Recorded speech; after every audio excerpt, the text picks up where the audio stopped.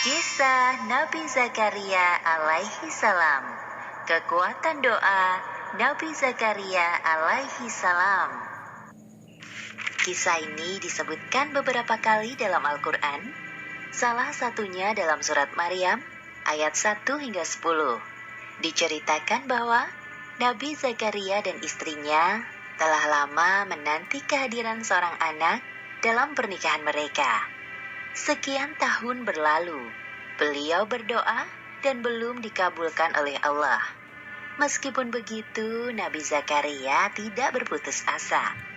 Nabi Zakaria menikah dengan istrinya pada usia 30 tahun, sedangkan istrinya 20 tahun. Mereka berdua sangat mendambakan kehadiran seorang anak. Wahai istriku, semoga kita segera diberikan keturunan. Aku sangat mendambakan kehadiran seorang anak dalam kehidupan kita. Aku juga menginginkan hal yang sama, wahai suamiku. Kita harus berdoa dengan khusyuk agar Allah mengabulkan permintaan kita. Semoga Allah mengabulkan doa kita. Amin. Setiap hari, Nabi Zakaria dan istrinya selalu memohon kepada Allah agar diberikan keturunan. Ya Allah, Tuhan Maha Pengasih dan Penyayang, hamba mohon karuniakanlah kami seorang anak dari keturunanku, agar kelak anak itu dapat meneruskan perjuanganku. Sekian tahun menanti, belum ada tanda-tanda sang istri hamil. Ternyata, istri Nabi Zakaria adalah seorang mandul. Artinya, tidak bisa memiliki anak. Aku tidak bisa memiliki seorang anak, wahai suamiku. Sekarang, usiaku mulai menua. Bersabarlah, wahai istriku. Kita harus tetap berdoa kepada Allah. Aku yakin Allah memiliki rencana yang lebih baik dari rencana kita. Iya, suamiku. Aku akan terus berdoa. Meskipun doanya belum dikabulkan Allah, Nabi Zakaria tidak putus asa. Beliau terus berdoa dan selalu berprasangka baik kepada Allah. Doanya selalu sama, yaitu meminta agar diberikan keturunan. Tahun demi tahun berlalu sangat cepat. Nabi Zakaria dan istrinya menjalani kehidupan dengan penuh kesabaran dan keikhlasan. Meski tenaga untuk beraktivitas semakin menurun, tidak menyurutkan semangat beliau dalam berdakwah kepada kaumnya. Seperti yang disebutkan dalam Al-Quran, surat Maryam ayat 4. Ia berkata, "Ya Tuhanku, sesungguhnya tulangku telah lemah, dan kepalaku telah dipenuhi uban, dan aku belum pernah kecewa dalam berdoa kepada Engkau, ya Tuhanku." Nabi Zakaria menguasai banyak bidang keilmuan. Maka dari itu, beliau sangat menginginkan seorang anak untuk mewarisi keilmuan yang dimilikinya. Seperti yang disebutkan dalam Al-Quran, surat Maryam ayat 5 hingga 6. Dan sesungguhnya aku khawatir terhadap mawaliku sepeninggalku, sedang istriku adalah seorang yang mandul. Maka anugerahilah aku dari sisi Engkau, seorang putra yang akan mewarisi aku. Nabi Zakaria adalah paman dari Maryam.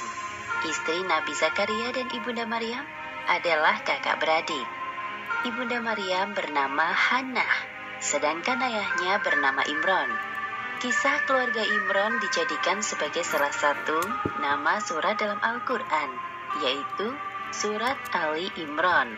Pada saat Maryam masih dalam kandungan, Imron dan Hannah telah bernazar kepada Allah untuk menyerahkan anaknya kelak menjadi orang yang taat kepadanya. Namun, sang ayah yaitu Imron meninggal saat Maryam masih berada dalam kandungan ibunya.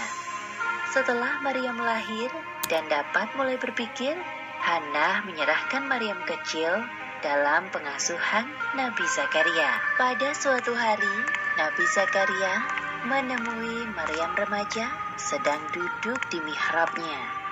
Beliau memperhatikan ada banyak makanan di dekat Maryam. Karena penasaran, Nabi Zakaria bertanya kepada Maryam, Wahai Maryam, dari mana kamu memperoleh makanan ini? "Makanan itu dari sisi Allah. Sesungguhnya Allah memberi rezeki kepada siapa saja yang dikehendakinya tanpa hisab. Nabi Zakaria terkejut mendengar jawaban dari Maryam. Dari peristiwa itu, timbul semangat besar dalam diri Nabi Zakaria. Sesampainya di rumah, dalam mihrabnya, beliau beribadah sambil menangis dan berdoa dengan suara merendah. Ya Allah, berilah aku dari sisi Engkau seorang anak yang baik. Sesungguhnya Engkau Maha Pendengar doa. Belum sampai Nabi Zakaria menyelesaikan ibadahnya, Allah mengabulkan doanya lewat perantara malaikat Jibril. Sesungguhnya Allah menyuruhku untuk menyampaikan kepadamu sebuah kabar gembira. Apa itu, wahai Jibril? Atas kesabaranmu dalam berdoa, Allah mengabulkan permintaanmu dengan balasan berkali-kali lipat.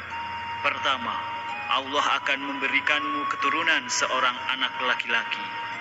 Kedua, Allah memberikan nama Yahya kepadanya, yang mana belum ada seorang pun yang memiliki nama serupa. Ketiga, kelak dia akan menjadi orang yang membenarkan kedatangan Isa alaihissalam. Keempat, dia seorang panutan. Kelima, dia tumbuh menjadi orang yang pandai menjaga diri dari zina. Keenam, Yahya dewasa akan menjadi seorang nabi sama sepertimu. Ya Allah, bagaimana mungkin aku bisa mendapatkan seorang anak, padahal aku sudah tua dan istriku seorang yang mandul. Demikianlah Allah berbuat apa yang Dia kehendakinya. Kalau begitu, beri aku sebuah tanda bahwa istriku telah mengandung. Allah berfirman, tandanya bagimu, kamu tidak dapat berkata-kata dengan manusia selama 3 hari kecuali dengan isyarat. Dan sebutlah nama Tuhanmu sebanyak-banyaknya, serta bertasbihlah di waktu petang dan pagi hari. Alhamdulillah wa syukurillah. Segala puji bagi Allah atas segala karunia yang Engkau berikan kepadaku, ya Allah. Kemudian beliau segera mengabarkan kepada istrinya. Wahai istriku, kita akan punya anak. Hah? Benarkah itu, wahai suamiku? Aku akan mengandung seorang anak. Iya benar, seorang anak laki-laki bernama Yahya. Allah telah mengabulkan doa kita selama berpuluh-puluh tahun. Alhamdulillahirabbil alamin. Terima kasih ya Allah. Seperti yang disebutkan dalam Al-Quran, Surat Al-Anbiya ayat 90. Maka kami memperkenankan doanya dan menganugerahkan kepadanya Yahya, dan kami jadikan istrinya dapat mengandung. Sesungguhnya mereka adalah orang-orang yang selalu bersegera dalam mengerjakan perbuatan-perbuatan baik, dan mereka berdoa kepada kami dengan harap dan cemas, dan mereka adalah orang-orang yang khusyuk kepada kami. Demikianlah akhir kisah kekuatan doa Nabi Zakaria dalam meminta keturunan. Hikmah yang dapat kita ambil dari kisah ini, pertama, jangan pernah berputus asa dalam berdoa. Kedua, ketika kita meminta sesuatu kepada Allah, harus sabar dan konsisten. Pada saatnya, Allah akan mengabulkannya, lebih dari yang kita harapkan. Ketiga, kisah Nabi Zakaria ini membuktikan kepada kita bahwa kekuasaan Allah tidak terbatas. Seperti kisah istri Nabi Zakaria yang mengandung seorang anak di usianya yang sudah tua. Suatu hal yang mustahil terjadi pada manusia biasa. Namun, saat Allah berkehendak hal itu terjadi, maka terjadilah. Wallahu a'lam bishawab.